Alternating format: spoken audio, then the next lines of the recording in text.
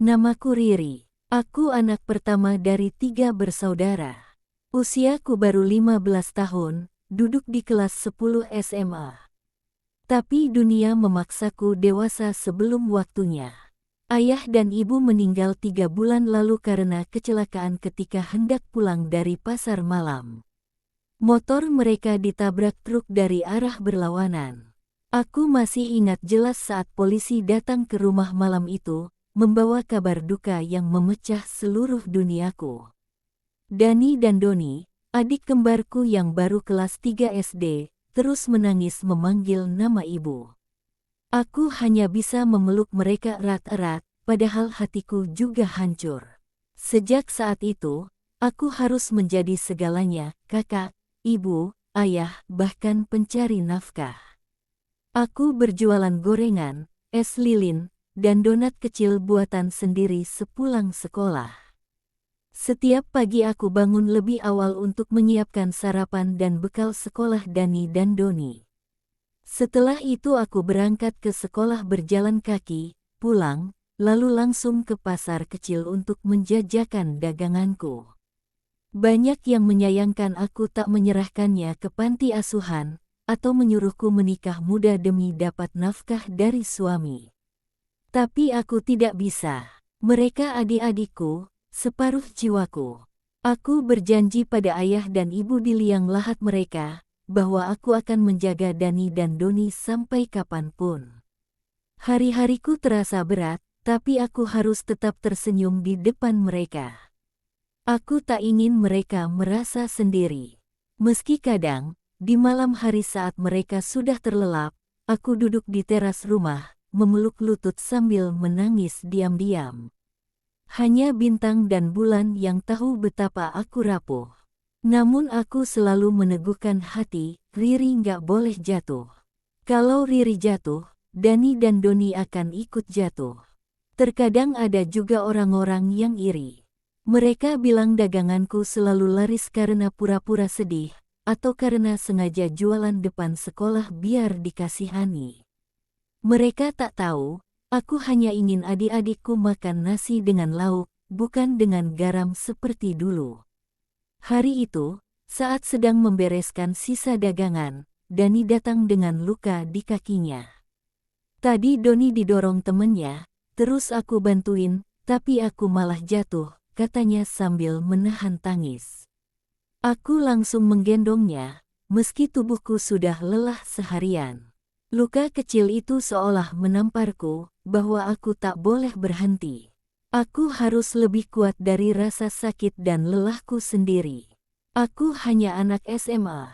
Tapi aku belajar satu hal, ketegaran adalah pakaian sehari-hari yang harus kupakai, karena dunia tidak menungguku tumbuh dewasa.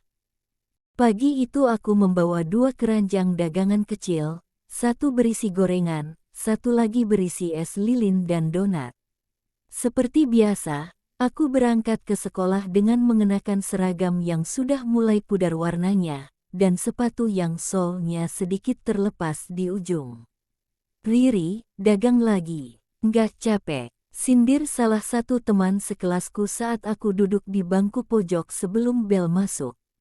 Aku hanya tersenyum, walau hatiku sedikit perih.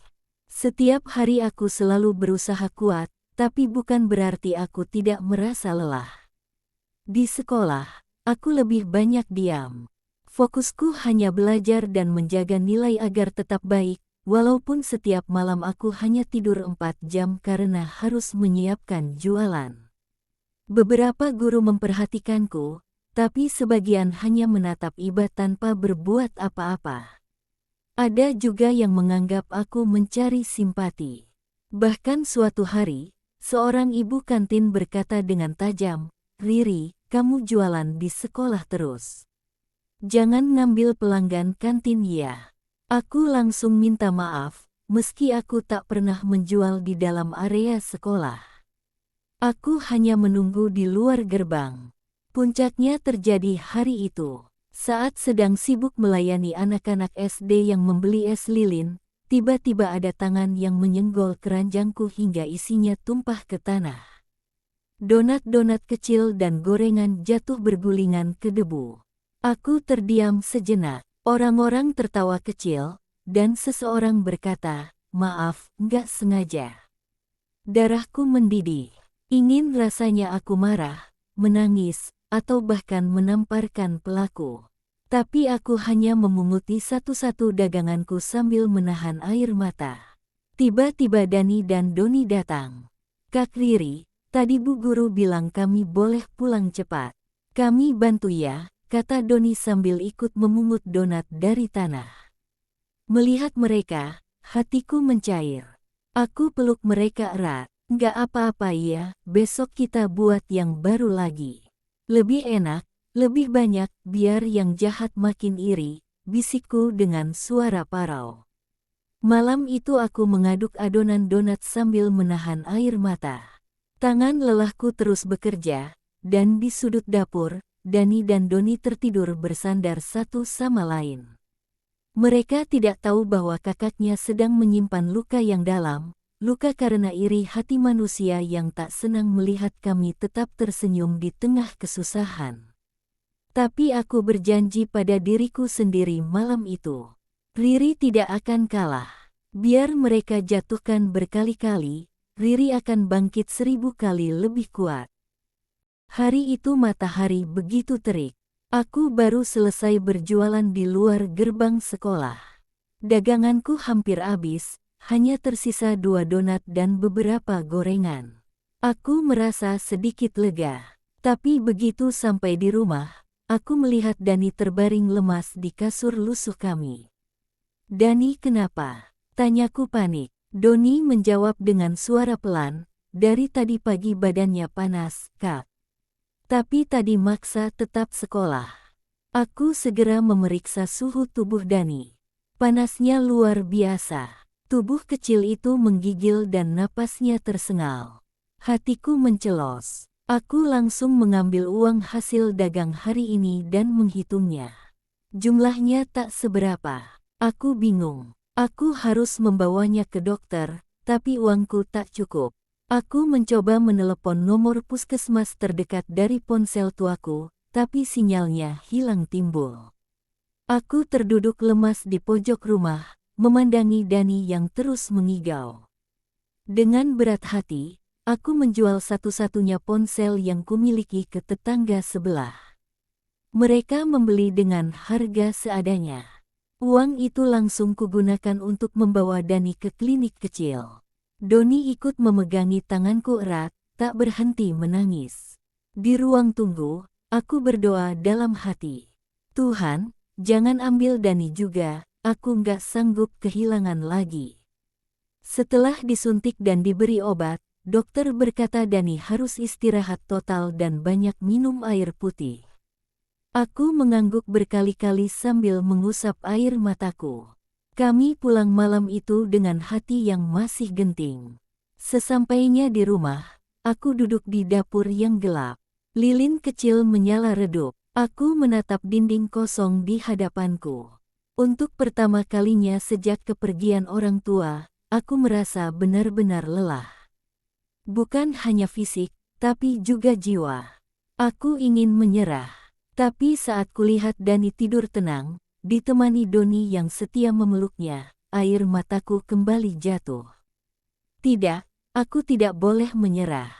Aku mengusap wajah dan berkata dalam hati, Tuhan gak akan kasih cobaan sebesar ini kalau Riri gak sanggup. Aku pasti bisa, demi mereka. Esok harinya, aku kembali berdagang. Dengan tubuh yang masih lelah dan hati yang masih berdebar, aku membawa keranjang biruku seperti biasa. Dagangan baru sudah kupersiapkan. Kali ini lebih sedikit, karena harus hemat bahan. Namun yang berbeda adalah semangatku. Luka itu belum sembuh, tapi aku tahu, langkahku tidak boleh berhenti hanya karena hari kemarin menyakitkan. Hari-hari berlalu. Dani mulai pulih sedikit demi sedikit. Walaupun tubuhnya masih lemah, senyum kecilnya mulai kembali. Setiap malam sebelum tidur, ia selalu berkata, "Makasih ya, Kak Riri, udah sayang sama kita." Kata-kata itu seperti pelukan hangat di dada yang retak-retak. Aku pun kembali berdagang seperti biasa. Tapi kali ini, aku mulai mencoba membuat kue kering. Aku belajar dari video-video yang dulu pernah kuunduh di ponsel sebelum kujual. Berbekal bahan seadanya dan peralatan sederhana, aku mencoba membuat kue kering kecil-kecilan, lalu kubungkus dalam plastik bening dan kutawarkan ke ibu-ibu yang lewat di depan rumah. Awalnya tak ada yang membeli. Tapi suatu hari, seorang wanita paruh baya lewat dan tertarik mencoba. "Ini kamu yang buat sendiri?" tanyanya sambil mencicipi kue coklat renyah buatan pertamaku. Aku mengangguk malu-malu. "Iya, Bu. Maaf kalau rasanya masih belum sempurna." Wanita itu tersenyum. "Ini enak. Kamu harus percaya diri." Keesokan harinya, dia kembali dan membawa 2 temannya. Mereka membeli 5 bungkus sekaligus. Dari sanalah awalnya. Mulut ke mulut mulai berjalan. Hari demi hari, kue keringku mulai dikenal. Aku bahkan mulai mendapat pesanan untuk acara kecil di lingkungan sekitar. Ternyata, wanita paruh baya itu adalah Bu Sinta, pemilik toko kue ternama di kota kecil kami. Suatu sore, ia datang lagi dan berkata, "Riri, kamu mau nggak belajar lebih banyak tentang kue? Aku butuh asisten di tokoku. Tapi kamu harus tetap sekolah, ya. Ini bukan untuk mempekerjakanmu, tapi membimbingmu." Mataku membesar. Aku tak percaya. Aku menatap wajah Bu Sinta yang teduh dan penuh keibuan.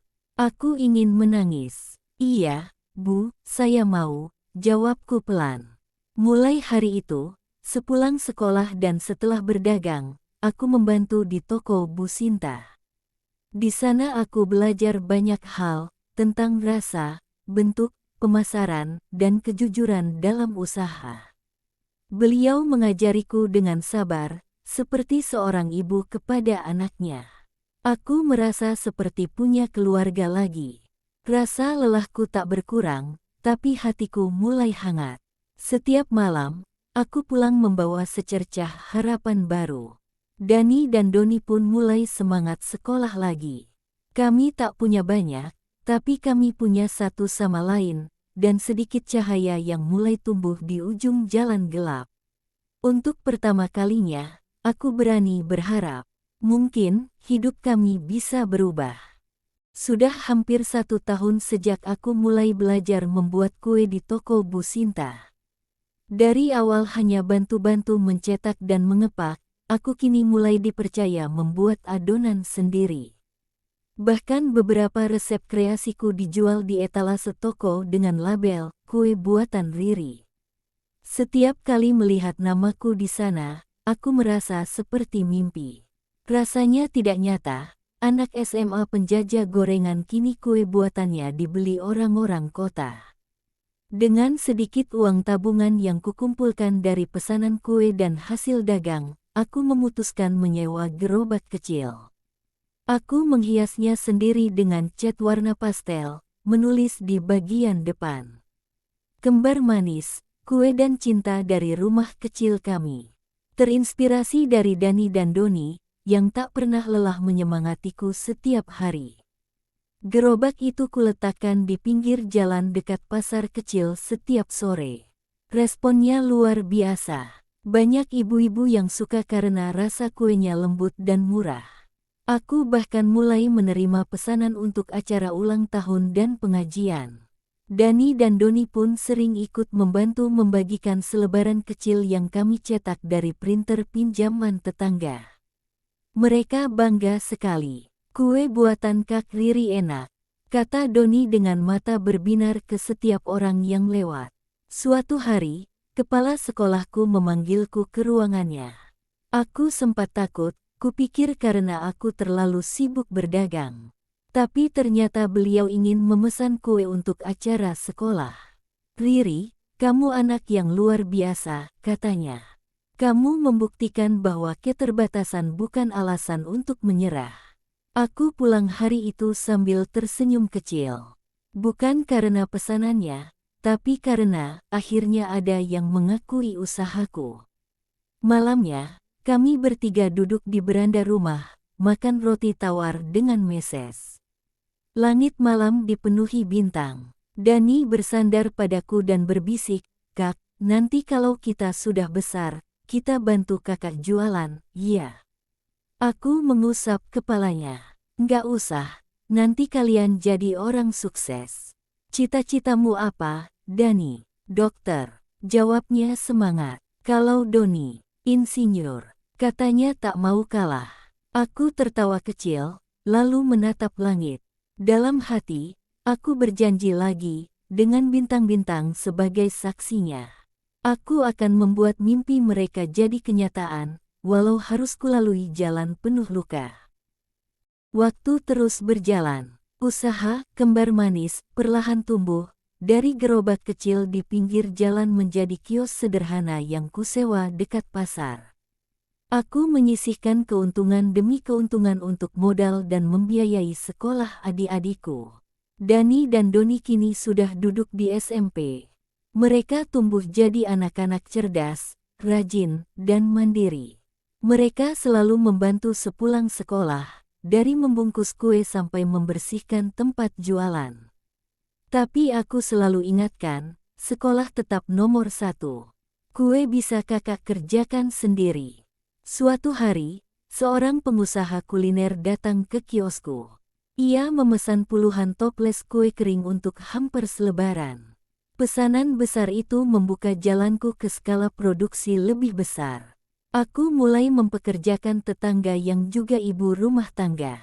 Banyak dari mereka yang tadinya tidak punya penghasilan kini ikut terbantu. Bertahun-tahun kemudian, aku membuka cabang pertama toko kue, Kembar Manis. Bukan lagi gerobak atau kios, tapi toko mungil yang berdiri sendiri, dengan etalase kaca dan desain interior yang hangat. Setiap sudut toko kutata penuh cinta, seperti rumah kecil yang menyambut semua orang. Tak hanya itu, aku juga sering diundang ke berbagai seminar kewirausahaan muda. Aku menceritakan perjuanganku, dari kehilangan orang tua di usia belia, tidur di kasur tipis, hingga menjual donat sambil menahan cemooh. Dalam satu wawancara TV lokal, aku ditanya, "Apa yang paling membuat kamu bertahan, Riri?" Aku tersenyum, lalu menjawab pelan, "Cinta. Cinta pada adik-adikku, dan keyakinan bahwa langit tidak pernah ingkar janji." Hari itu, aku menangis. Bukan karena sedih, tapi karena bangga pada diriku sendiri. Karena aku tahu, setiap malam yang penuh tangis dulu, kini telah dibayar lunas oleh cahaya yang kupeluk hari ini. Dani kini kuliah di Fakultas Kedokteran. Doni belajar teknik sipil di Universitas Negeri. Mereka sering berkata, "Kak Riri itu ibu dan ayah buat kami. Kakak bukan cuma pahlawan, tapi rumah." Dan saat aku berdiri di depan toko besar bertuliskan, "Kembar Manis, dari hati untuk semua," aku menatap langit, tersenyum sambil berbisik, "Ayah, Ibu, lihatlah, aku menepati janji." Cerita berakhir, tapi perjuangan Riri masih panjang. Karena dalam hidup, harapan selalu hidup, selama kita tidak menyerah.